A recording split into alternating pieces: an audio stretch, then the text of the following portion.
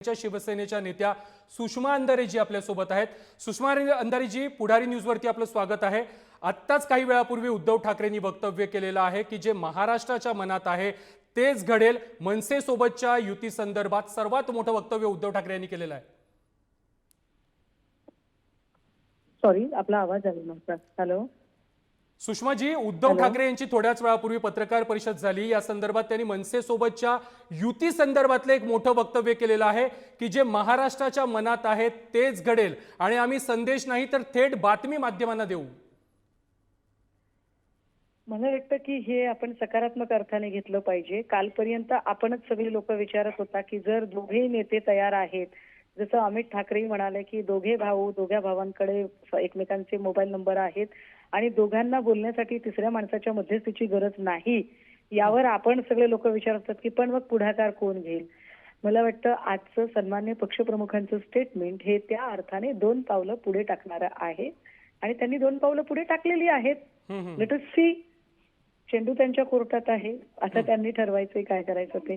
पण या सगळ्या दरम्यान माझ्या पक्षाकडून किंवा त्यांच्या पक्षाकडून जे काही तिसऱ्या चौथ्या फळीतले जे काही कार्यकर्ते असतील, सोशल मीडियावरचे असतील, मी आपल्या माध्यमातूनही आवाहन करते त्यांनी अनावश्यक कमेंट करणं, बोलणं टाळावं।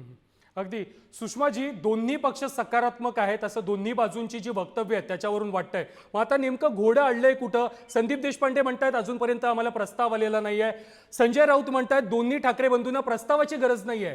कधीपर्यंत ही चर्चा होऊ शकते? दोन्ही ठाकरे बंधू हे कधी एकत्र येऊन ही चर्चा करू शकतात युती संदर्भात? एक्झॅक्टली, मी तेच म्हटलं। हे बघा, संदीप देशपांडे असतील किंवा मी असेल किंवा अजून कोणी असेल, आमच्या सगळ्यांची खरंच गरज आहे का? दोघे भाऊ आहेत, राजकारणाच्या व्यतिरिक्त दोघे भाऊ एकमेकांना भेटतात, कौटुंबिक सोहळ्यांमध्ये एकमेकांची खाली खुशाली विचारतात।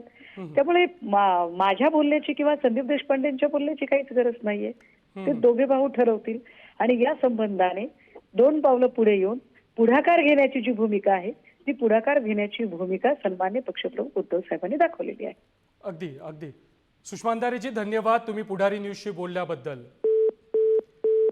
महाराष्ट्राच्या मनात आहे तेच घडेल अशा प्रकारचं वक्तव्य उद्धव ठाकरे यांनी मनसे सोबतच्या युती संदर्भात केलेलं आहे।